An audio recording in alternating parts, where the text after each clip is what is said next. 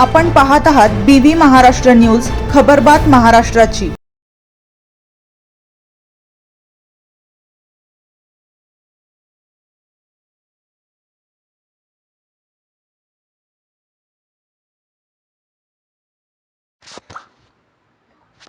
आमदार दिलीप बोरसे यांनी केली नुकसानग्रस्त भागाची अधिकाऱ्यांसमवेत पाहणी।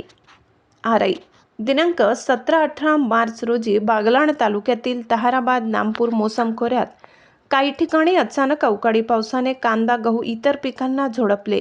अवकाळी पावसाने नुकसान झालेल्या परिसरातील अनेक ठिकाणी गहू कांदे व फळबागांचे मोठ्या प्रमाणात नुकसान झाले। बागलाण तालुक्याचे कृतिशील शेतकरी आमदार दिलीप बोरसे व बागलाण तालुक्याचे तहसीलदार कैलास चावडे व इतर शासकीय अधिकारी यांनी नुकसान झालेल्या शेतकरी बांधवांच्या शेतमाळ्यात जाऊन प्रत्यक्ष पाहणी करून रीतसर नुकसान झालेल्या नुकसानग्रस्त शेतकऱ्यांच्या पिकांचे पंचनामे केले।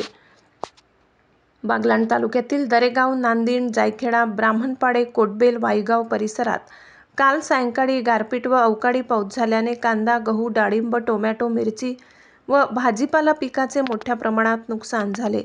शेतकरी बांधवांच्या तोंडाशी आलेला घास अचानक झालेल्या अवकाळी पावसाने छिन्नविछिन्न झाल्यामुळे आमदार साहेबांनी शेतकऱ्यांना धीर देऊन आलेल्या नैसर्गिक आपत्तीत सरकार शेतकऱ्यासोबत आहे असे सांगून संवेदना व्यक्त केल्या।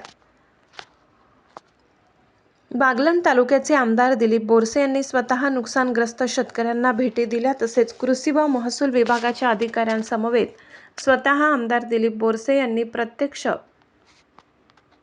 बांधांवर जाऊन नुकसानीचे पंचनामे करण्याच्या सूचना दिल्या। त्यामुळे काही प्रमाणात बळीराजा सुखावलाय।